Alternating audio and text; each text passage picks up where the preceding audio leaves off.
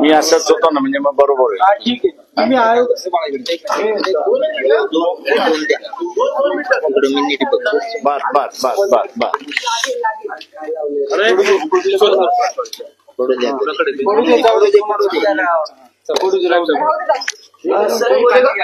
Sir, Koregaon आयोगासोबत पुन्हा चौकशी झालेली आहे, जबाब नोंदवण्यात आलेला आहे. काय नेमकं आज झालं, कुठल्या गोष्टी ते मागच्या तारखेला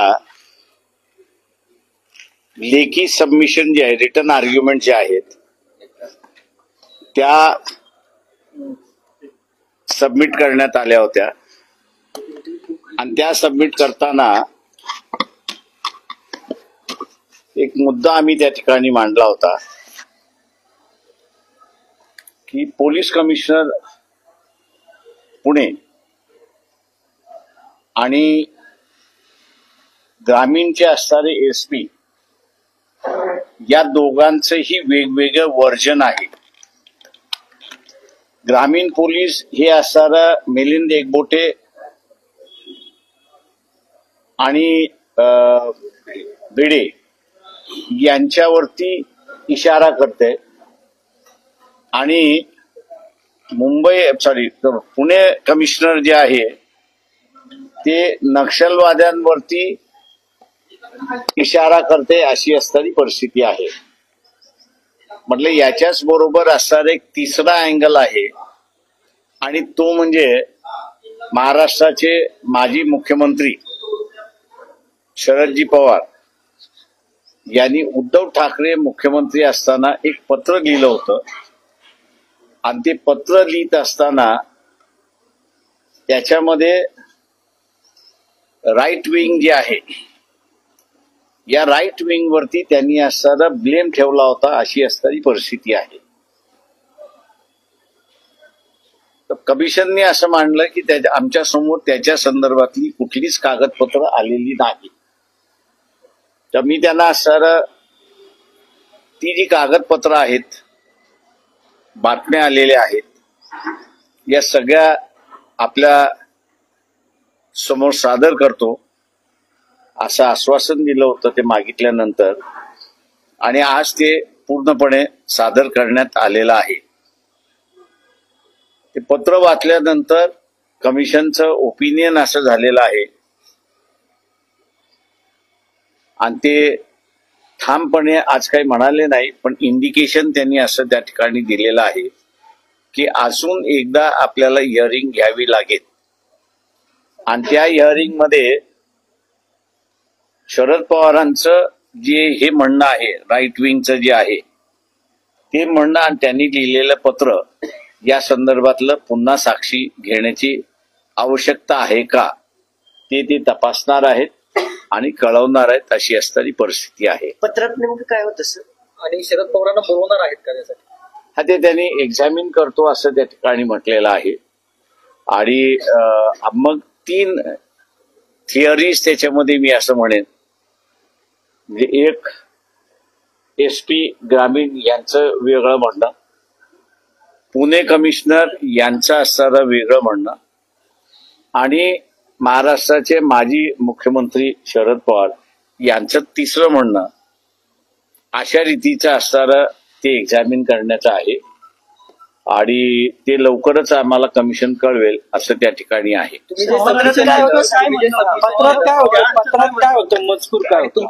असे शरद पवारांनी जे काही प्रेसमध्ये म्हटलं होतं त्या काळात आणि मी जे आता असणारं कमिशन पुढे मांडलंय ते म्हणजे की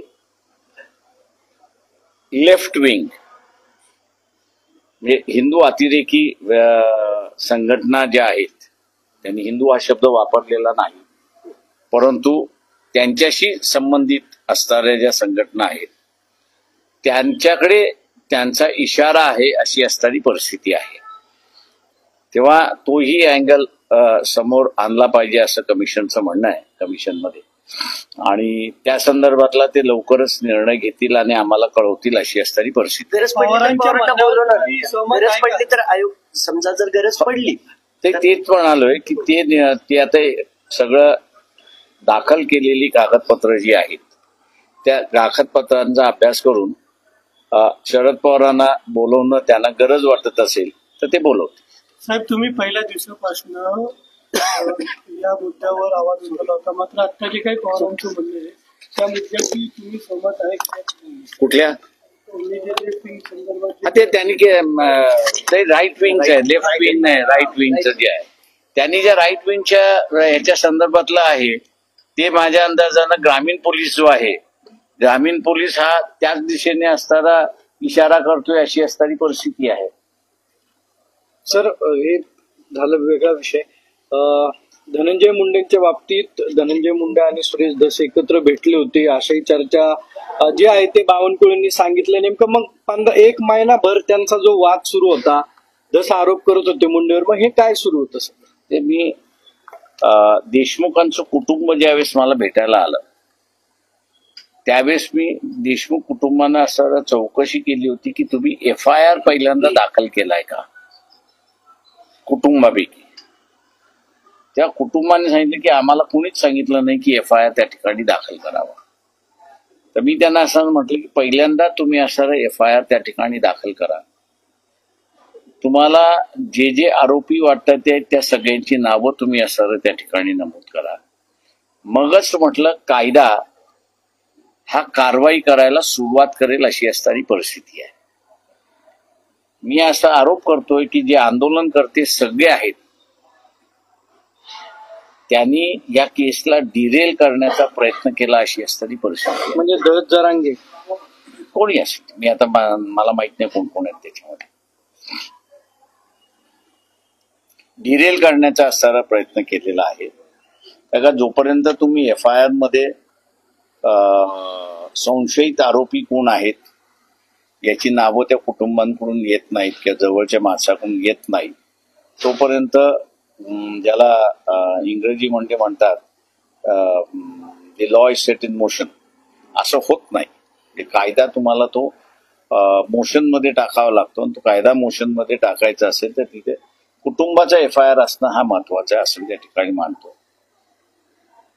धस आणि मुंडे, धनंजय मुंडे भेटले ही बातमी बावनकुळेंनी बाहेर सांगितली. मात्र 1-1.5 महिना धस हे मुंडेंवरती आरोप करत होते आणि आता जरांगेंनी यांना टीकेचं आश्रय केलंय की धसांनी समाजाची फसवणूक केली असं वाटतं का तुम्हाला? यापूर्वी जरांगे पाटील दसांचं कौतुक करत होते जाहीर सभांमधून, मात्र धनंजय मुंडेंची आणि दसांची भेट झाल्यानंतर आता आक्रमक टीका करतायत जरांगे पाटील.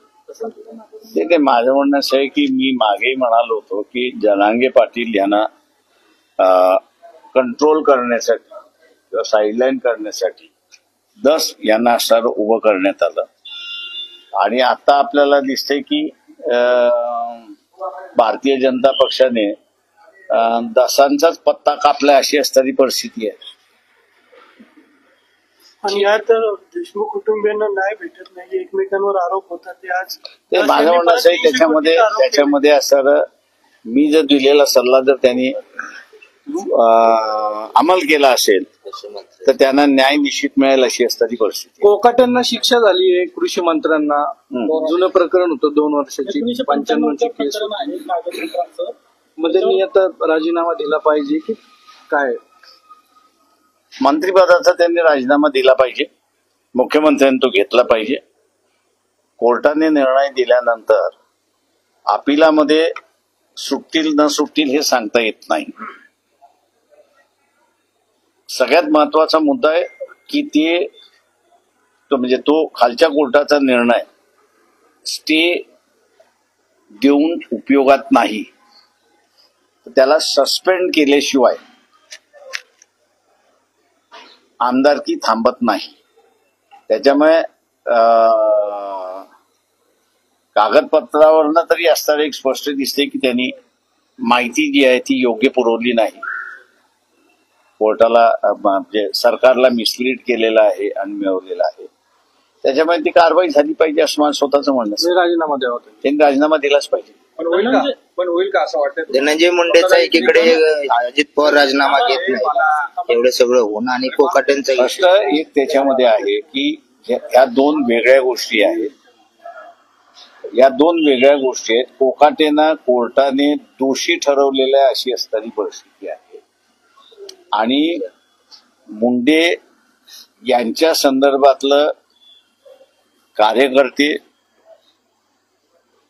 त्यांचे विरोधक, वर्तमानपत्र, काही चॅनल्स ही राजीनाम्याची त्यांची चर्चा करत आहेत.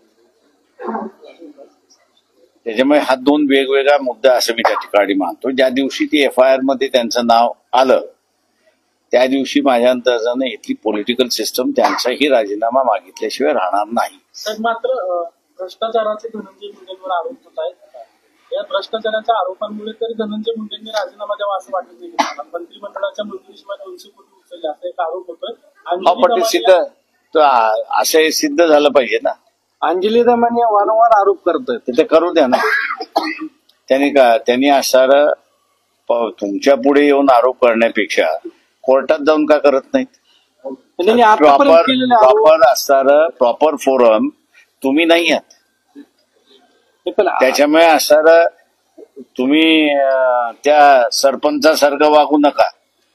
सरपंचाला कायद्याने इन्व्हेस्टिगेशन ऑफिसर केलेला आहे, कायद्याने कारवाई करण्याचा अधिकार त्या ठिकाणी दिलेला आहे आणि कायद्याने त्याला शिक्षा देण्याचा सुद्धा अधिकार दिलेला आहे सरपंचाला. तो अधिकार पत्रकारांना अजून दिलेला नाही अंजली दमानिया किंवा आरोप चॅनलला कुठल्याही दिलेला नाही. तुम्ही असणारा हे जे आहेत सगळे आरोप तुम्ही कोर्टात का करत नाही? आणि जसं कोकाटेंना कोर्टाने असताना सजा दिली ती सिस्टम का नाही फॉलो करत? अंजली दमानिया यांनी आतापर्यंत आरोप केले मात्र ते कोर्टापर्यंत म्हणजे देवेंद्र फडणवीस असतील, अजित पवार असतील ते टिकले नाही. मग हे आरोप कुठल्या बेसवर करतायत? माझं म्हणणं असं आहे की त्यांनी उलटा त्यांच्यावरती असणारा मानहानीचा दावा केला पाहिजे. साहेब, उपमुख्यमंत्री एकनाथ शिंदे हे नाराज असल्याची चर्चा आहे फडणवीसांवर. फडणवीसांनी त्यांचे निर्णय काय असं रद्द केले. तुम्हाला काय वाटतं?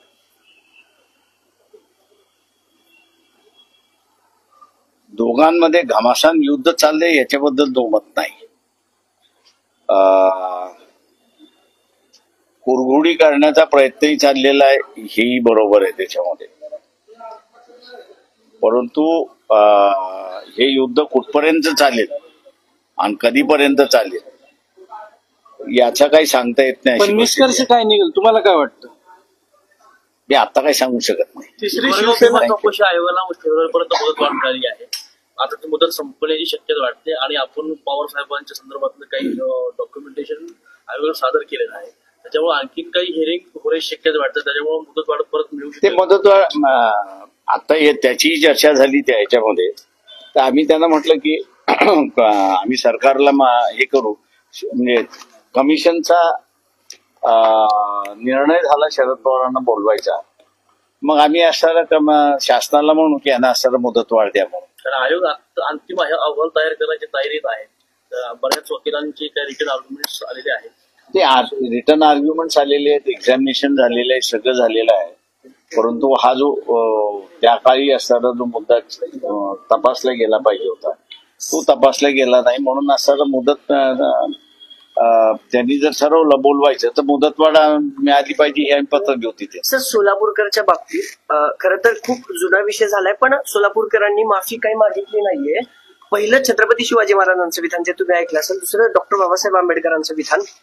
सरकारकडून कुणीही बोललं नाहीये. CP म्हणतात की आम्हाला आक्षेपार्ह काही वाटत नाहीये राहुल सोलापूरकरच्या विधानावर.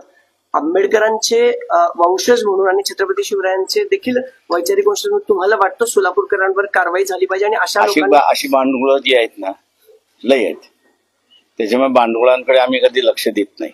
सरकार गुन्हा दाखल करत नाही साहेब. संरक्षण दिलं.